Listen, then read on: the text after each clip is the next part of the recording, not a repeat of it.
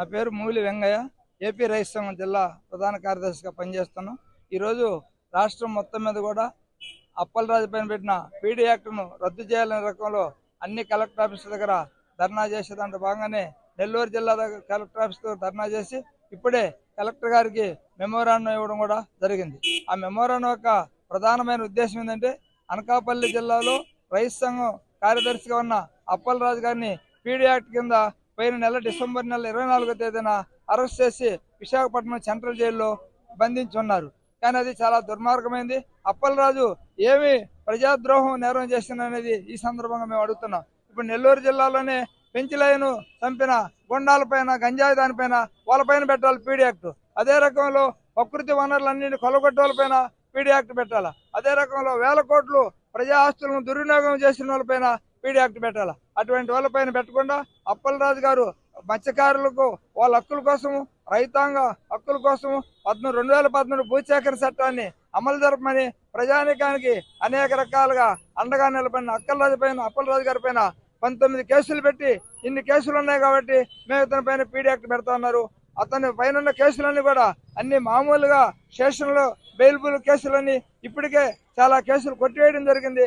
అందువల్ల దాన్ని దృష్టిలో పెట్టుకొని ప్రభుత్వం పునరాలోచన చేసి అప్పలరాజు గారు పెట్టిన పీడీ యాక్ట్ను రద్దు చేయాలని, అదే రకంలో బేషరతుగా అప్పలరాజు గారిని విడుదల చేయాలనే ఉద్దేశంతో ఈ రోజు రాష్ట్ర వ్యాప్తంగా జరిగే ఉద్యమంలో భాగంగానే నెల్లూరులో కూడా చేసి కలెక్టర్ గారికి మెమోరాండం ఇవ్వడం జరిగింది. అనకాపల్లి జిల్లా రైతు సంఘం జిల్లా కార్యదర్శి, గతంలో వ్యవసాయ కార్మిక సంఘం నాయకులు అయినటువంటి రాష్ట్ర కమిటీ సభ్యులు అయినటువంటి అప్పలరాజు గారిని డిసెంబర్ 24వ తేదీన చాలా దుర్మార్గంగా అరెస్ట్ చేశారు, పీడీ యాక్ట్ పెట్టారు. ఇప్పుడు దాకా దాని మీద ఏమి విచారణ అనేటువంటిది లేదు. అయితే సుప్రీంకోర్టులో విచారణ చేసి వాళ్ళు పీడీ యాక్ట్ ని ఎల్లకాలం ఉంచేదానికి లేదని సుప్రీంకోర్టు కూడా ఈ రోజు చెప్పడం అనేటువంటిది జరిగింది. దాన్ని ఆలోచించాను సరే రాష్ట్ర ప్రభుత్వం ఇప్పటికైనా సరే అప్పలరాజు మీద ఉన్నటువంటి పీడీ యాక్ట్ రద్దు చేయాలా, వెంటనే విడుదల చేయాలా. గంజాయి, అదే రకంగా మాదక ద్రవ్యాలు, ల్యాండ్ మాఫియా, అదే రకంగా అక్రమ సంపాదన చేసినటువంటి వాళ్ళని అరెస్ట్ చేయకుండా, వాళ్ళ మీద పీడీ యాక్ట్ పెట్టకుండా, ప్రజా సమస్యల మీద ప్రస్తావన చేసినటువంటి వాళ్ళ మీద పెట్టడం అనేటువంటిది చాలా దుర్మార్గమైనటువంటి విషయం. దీన్ని వ్యవసాయ కార్మిక సంఘం, రైతు సంఘం, సిఐటియు, కౌలు రైతు సంఘం తీవ్రంగా ఖండిస్తూ ఉంది. మన ఏరియాలో కూడా బీపీసీఎల్ కంపెనీ పెడుతున్నారు కావలి ఏరియాలో. అదే రకంగా రాచర్లపాటు దగ్గర ఇథనాల్ ఫ్యాక్టరీ పెడుతున్నారు. ఇవన్నీ కాలుష్యంతో కూడుకున్నటువంటి కాలుష్యం నివారించి అదే రకంగా వచ్చేందుకు ఉద్యోగ కల్పన చేసి రైతులకు 2013 భూసేకరణ ప్రకారం వాళ్ళకి సదుపాయాలు కల్పించాలంటే వాళ్ళ మీద కూడా నిర్బంధం పెడుతున్నారు.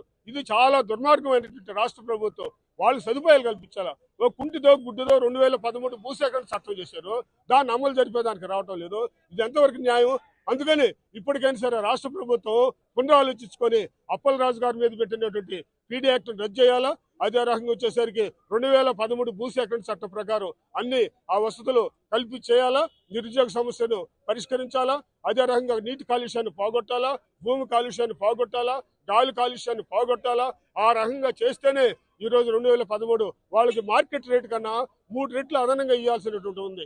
అది ఇచ్చి చేయాలని చెప్పి వ్యవసాయ కార్మిక సంఘం గాను, రైతు సంఘం గాను, కౌలు రైతు సంఘం గాను, అదే రకంగా సిఐటి గాను మేము తెలియజేస్తున్నాం. ఈ ఉద్యమాన్ని మరింత మన ఏరియాలో కూడా సమస్యలు వస్తున్నాయి కాబట్టి మేము కూడా ఇది కొనసాగిస్తామని చెప్పి తెలియజేస్తా ఉన్నాం.